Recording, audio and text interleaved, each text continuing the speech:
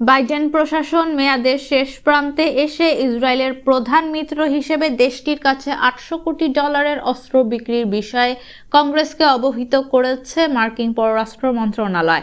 তবে অস্ত্র বিক্রির জন্য পরিকল্পনা বাস্তবায়নের জন্য প্রতিনিধি পরিষদ ও সিনেট কমিটির অনুমোদন লাগবে।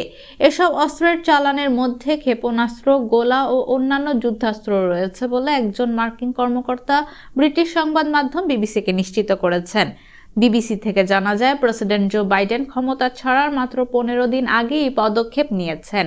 গাজায় যুদ্ধে বেসামরিক নাগরিক নিহত হওয়ার কারণে ইসরায়েলকে সামরিক সমর্থন স্থগিত করার আহ্বান প্রত্যাখ্যান করেছে ওয়াশিংটন। এর আগে গত বছরের আগস্টে ইসরায়েলের কাছে $2000 কোটি যুদ্ধ বিমান ও অন্যান্য সামরিক সরঞ্জাম বিক্রির অনুমোদন দিয়েছিল যুক্তরাষ্ট্র। সর্বশেষ ইসরায়েলকে অস্ত্র সরবরাহের চালানটিতে এয়ার টু এয়ার ক্ষেপণাস্ত্র, হেলফায়ার ক্ষেপণাস্ত্র, আর্টিলারি, শেল এবং বোমা থাকবে বলে জানিয়েছেন ওই মার্কিন কর্মকর্তা। সাম্প্রতিক সপ্তাহগুলোতে বাইডেন প্রশাসন যেসব পদক্ষেপ নিয়েছে তার মধ্যে এই পরিকল্পিত চালানটি অন্যতম। এর মাধ্যমে বিদায়ী প্রেসিডেন্ট তার উত্তরাধিকারকে এগিয়ে নিয়ে যাওয়ার চেষ্টা করছেন।